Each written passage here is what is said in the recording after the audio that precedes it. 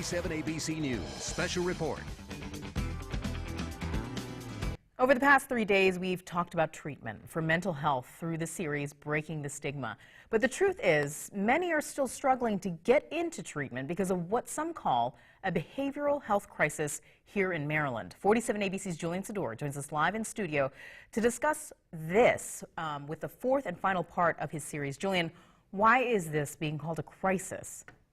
Emily, that's because public behavioral health clinics are operating on limited funds, resulting in many who need treatment sitting on waiting lists right now. Money, of course, is a factor for any business, but when it comes to these clinics, money is often the difference between someone being able to receive treatment or being forced to cope on their own, something that can end up costing us as taxpayers more money.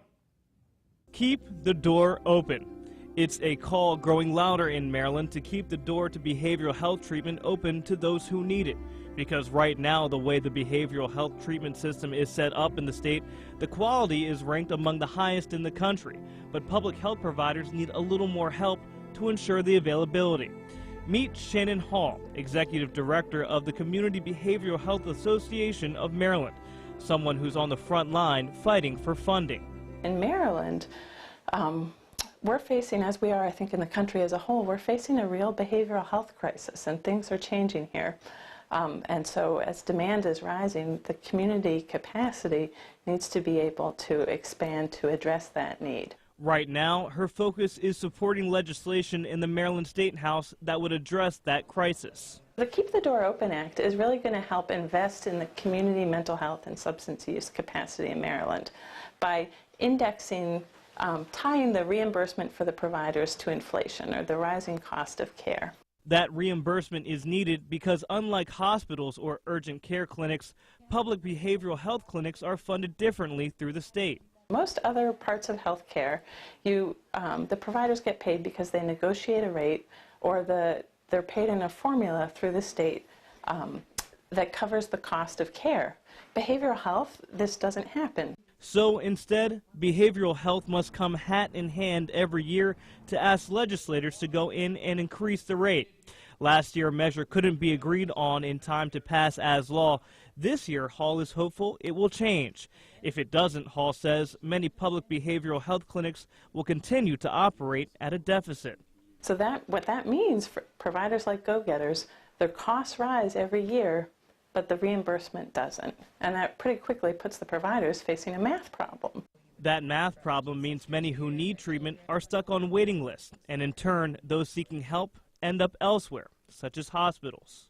They're getting arrested, they're getting hospitalized, and all those things are costing the state money because we're not, doing the underlying linking to care and addressing the care in the community. In fact, in 2015 alone, mental health admissions at hospitals accounted for over half of the Medicaid admissions, or to put it into dollar terms, $1.1 billion. Hall projects for every dollar invested in behavioral health services, that will save taxpayers $7 in future costs. I hope that the government help fund more programs and give money to help fund more programs for mental health, because we need it, man. There's a lot of people walking out there in the streets.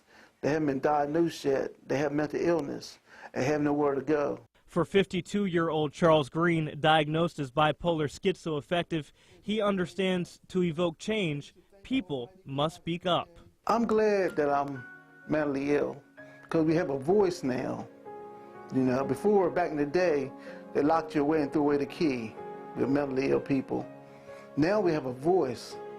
We can have rallies. We can go up to Annapolis, have rallies and stuff. I just want people to know that we need more support from the community. And I want our legislators to know that we need more support and we need more money to keep this thing going, and that don't give up on us, and just remember that we're people too and we're not crazy. Now, what are the chances this measure passes in Maryland this year? Well, I spoke with Senator Jim Mathias, who is a sponsor on this bill, and he tells me the measure was voted unanimously out of the Senate Finance Committee with bipartisan support, and that he's cautiously optimistic. He says the bill should hit the Senate floor soon, and he'll be fighting for it along the way. Emily, back to you. All right, thank you so much, Julian. Again, 47 ABC's Julian Sador reporting live in studio for us tonight. And of course, to see all 4 parts of Julian's series, Breaking the Stigma, we have all of them up on our website right now for you to check out. That's 47abc.com.